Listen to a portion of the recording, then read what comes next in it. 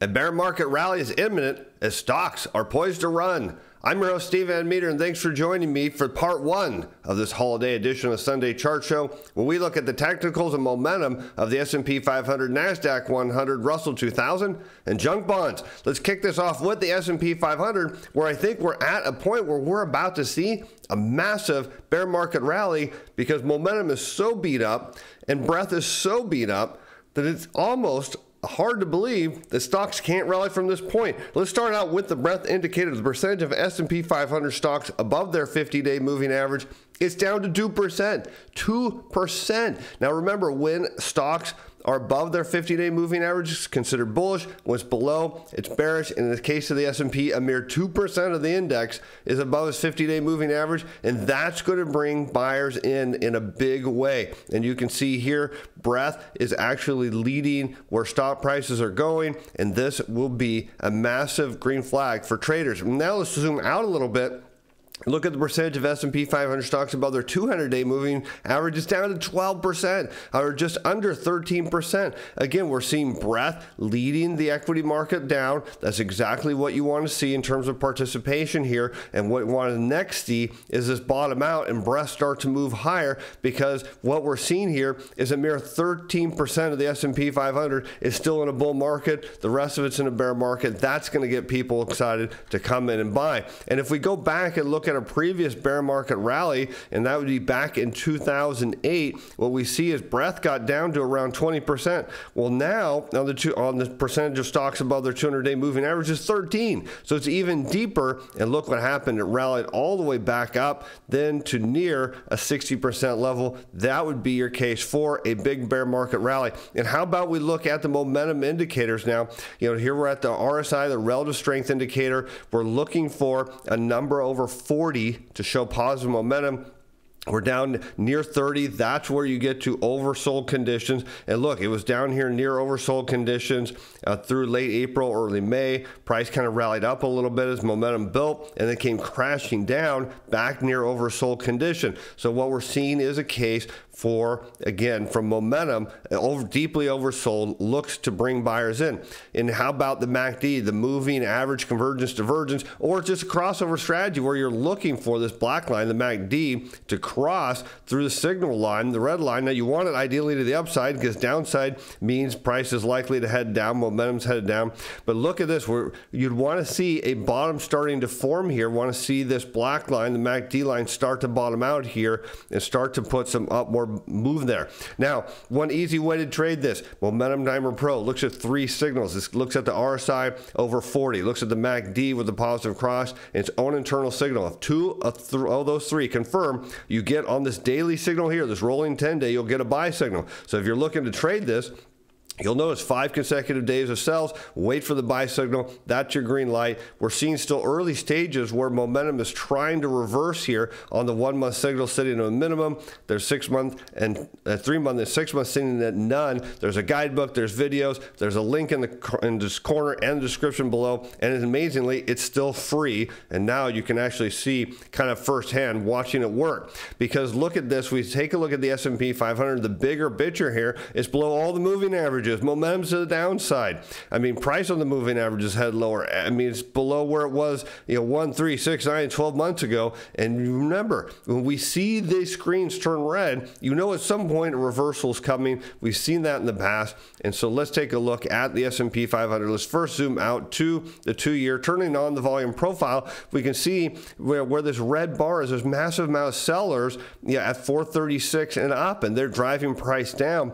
But why was there another case for reversal here? Why not just see prices go down?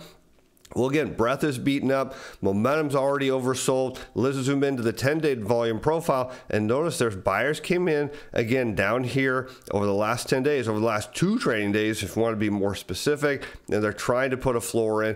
You're going to see people try to buy this up because they're going to look at the data and say, it can't get much worse, because it already is worse. We've already reached that point. And how about tech stocks? Well, I think there's a similar story here too. Look at the percentage of the NASDAQ 100 above its 50-day moving average, 8%. So there's only 8% of the NASDAQ is bullish and moving higher. The rest of it all headed lower. Look at breadth leading prices, but notably you see breadth starting to bottom out here. Maybe we start to see a bottom in price, breadth leading price higher. How about we zoom out to the percentage of NASDAQ 100 stocks above their 200-day moving average?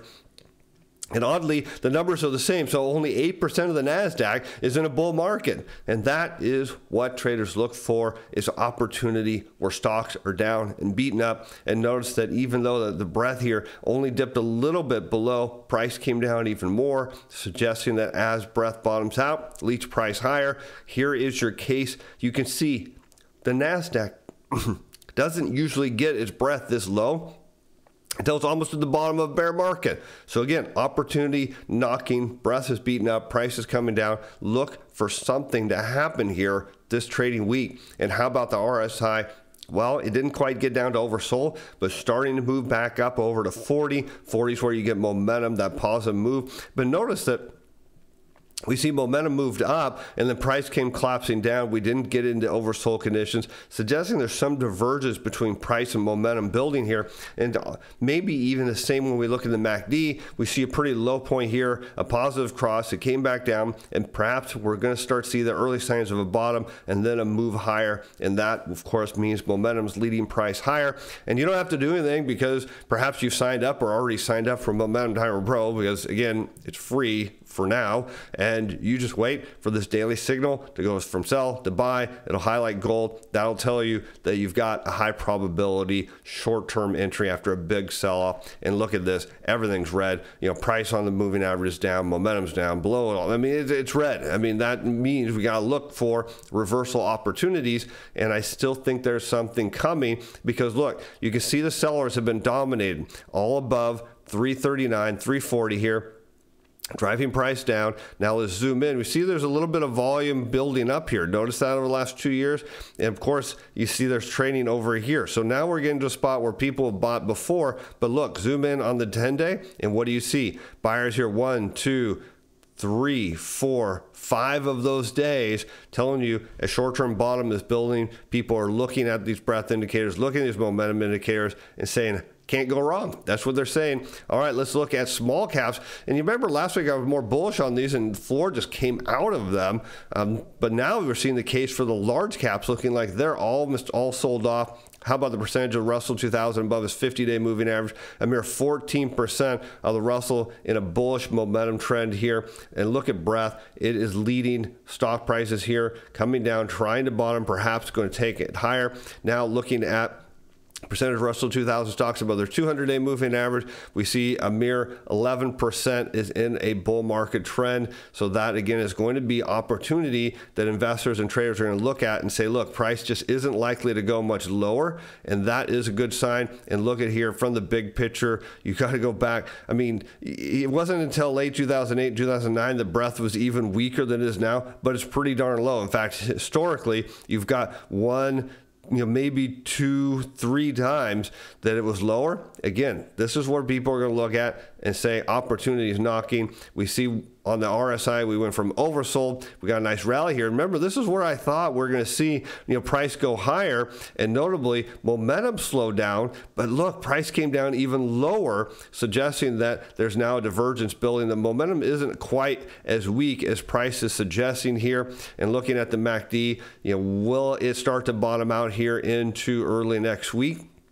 I would suspect it will. Again, we're seeing all kinds of conditions that if people have cash or money managers have the opportunity, they're going to be buying stocks at this level. And again, all you have to do is wait for the signal from go to sell to buy on Momentum Timer Pro. Just that easy. And how about the big picture? It's all red. Again, those are all the signs you're looking for reversals. The only question is, when is it going to hit? And now we've seen this gap down here close from way back in November of 2020. The gap has closed. I still think you've got another potential run up, back up here to even 208. I mean, if you get a nice bear market rally, there's opportunity here.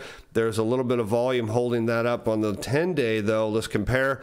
You'll notice the 10-day volume is higher, so sellers came in there pretty strong and drove that down. But I still think there's opportunity here. Maybe this is a case where the large caps actually pull the small caps higher. We'll see. All right, let's take a look now at junk bonds, which is probably still the biggest warning indicator of the market that the underlying health is bad. What do we see? We went from oversold conditions here in early to mid-May. We're back to oversold conditions here mid-June. And after that big price rally, price came collapsing down, and now it's momentum starting to build. Still under 40, still just under 37 here, so still nothing yet. Maybe we start to see the RSI start to bottom out here. You notice price is making a higher low, or higher high, I should say, off that bottom. That's a good sign. So maybe something comes out of that. Obviously, this picture is still red, and good reason. The chart is about as bad as you would expect one to get.